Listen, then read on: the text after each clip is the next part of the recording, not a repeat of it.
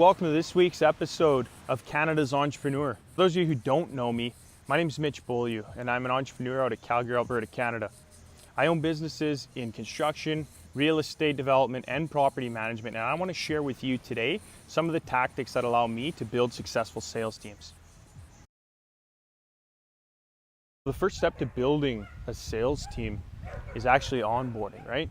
Now, when I go through the onboarding process, some of the things that I like to do and talk about is, for starters, I want to lay out the advancement structure to make sure that everybody who's coming into my team is really going to mesh with my team, right? Even if they're a fantastic salesperson, if they're conceited and think they're better than everyone else and they're not going to help create the culture that you want to build, it's not the sales guy for you. Hire someone else. You can train salespeople. You don't have to just pick the first ones that want to work for you. A few of the questions that I ask some of the new people that I want to bring onto my teams are: what motivates you? Is it money? Is it advancement? Why are you here for this interview today, right? Typically, it's only one of those two things. Either the people want to grow because they feel stagnant at their job, or they just want to make a buttload of money.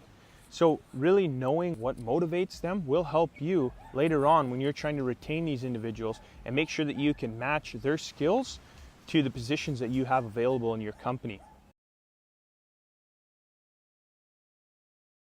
My second tip for you today is actually crafting the culture that you want in your organization. So some people don't really get this, but it's a very, very powerful tool. So what I was talking about in the first point was that you only want to onboard the people who jive with your organization. And in your organization, you're going to instill values in the people who work for you. So one of the things that I like to do, number one, is lead by example.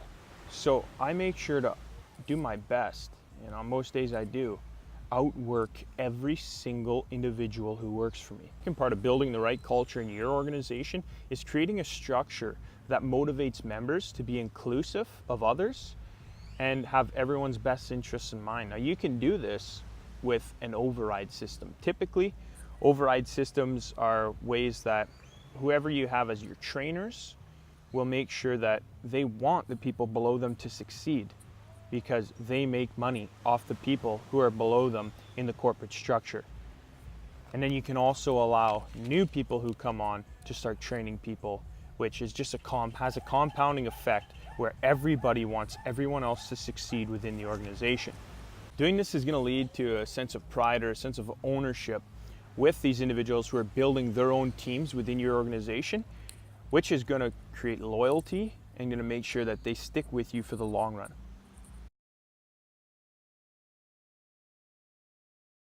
Is actually setting targets, individual targets, team targets, and company-wide targets, and making those targets public and the results public. Now, a lot of managers or owners don't like doing this because they say it makes people feel insecure or people can get angry, but that all goes back to the first thing that I spoke about, which is making sure you're hiring the right people who are going to be a good fit for your organization.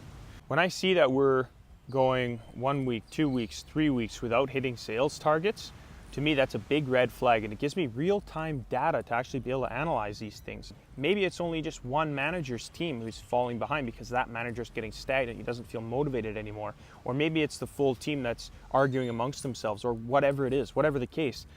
This will allow me to identify exactly where the shortcomings are happening and address them in real time, not wait till the end of my season where I see, oh, wow, we performed 30% under our predictions. That sucks. Hopefully we can do better next year. That's not how I operate.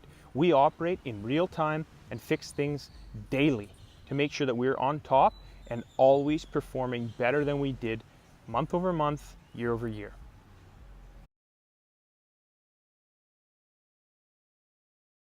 The fourth thing that you can do to motivate your sales team is instill a culture of recognition. And what I mean by that is you have salespeople who are hitting targets every day or every week.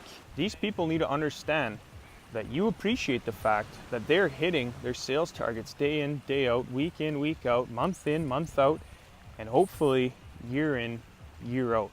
Because if you do have a good team and you apply the things that I'm teaching you, You're going to have people who work for you for years and years and years in a commission-based sales position because they just love it. Some of the promises that I make to my sales teams are bonuses, gifts, and rewards. So bonuses are in the form of money. So if I say, team, if you guys hit this target this week, I'm gonna give everybody who hits it an extra $1,000. Or if you guys hit this monthly target, everybody's gonna get a $1,500 bonus, or whatever the case. Now, when I talk about gifts, gifts are almost more powerful than money because they tend to mean more. If you give a sales guy $1,000, what are they gonna do? Typically, they just go out and party, right?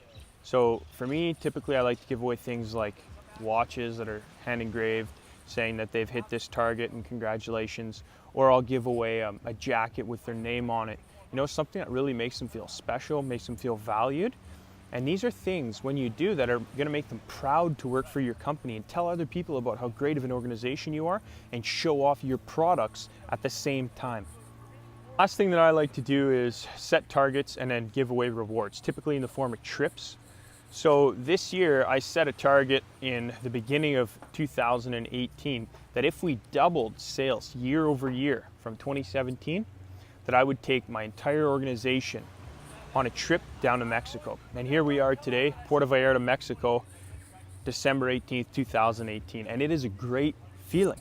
Now, yesterday I took everybody out on a sailboat for the day and we all had a blast on the water. We're here for a whole week, and this is stuff that really allows you to help build team culture and memories and things that other people who are being onboarded want to be a part of next season. And these are stories that are going to create bonds between your teams that make sure that they can continue to be happy working for you and produce for you year over year. These are small investments, guys. What did it cost me to bring these guys here? $10,000? And they're gonna make way more money for me than that just because of a small trip like this, because the people are gonna stay with me. I don't have to invest in training new people. I don't have to invest in doing these things that other businesses do who have commission sales reps because they don't take care of their staff. Just to recap, everyone, there's 5 main steps that I use to motivate my sales teams and ensure a high retention rate with my commission sales reps. Number 1, when you're onboarding, figure out what it is that makes them tick. Is it advancement and growth that makes them tick, or is it making a lot of money now? Then paint them that picture of where they're gonna be in your organization in 6 months, 1 year, 2 years, and really sell them on that dream. The second step is building a culture in your organization that you can be proud of, with motivated people who all want to help each other grow. And it's a very healthy place to work, but a little competition never hurt.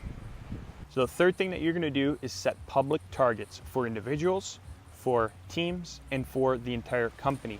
And you're going to post these results daily or weekly, which will hold everyone in your organization accountable and make people more motivated not to be at the bottom. Number 4 is public recognition for promotions, for awards, for bonuses, for whatever it is. You need to recognize these people publicly and make sure that they understand that you are happy with them and that they're doing a fantastic job. Last but not least, follow through on your promises. If you tell people you're taking them down to Mexico at the end of the year, take them down to Mexico at the end of the year. If you can't afford that, what if you just tell people that they're going to get a $500 bonus at the end of the year? Pay them the damn $500 bonus at the end of the year. Just those small things, if you don't follow through on, will cause resentment within your organization and people will leave. So that's it for this week, guys. If you liked the video, let me know you liked it. Give me a thumbs up. If you didn't like it, let me know you didn't like it. Post in the comments why. Tell me how I can improve. If you did like this video and you're planning on applying some of these principles that I'm teaching you here today, let me know how it went. Post in the comments. Tell me exactly how it went. Tell me how it changed your organizational structure. Let me know. All right. Thanks, everyone. Bye for now.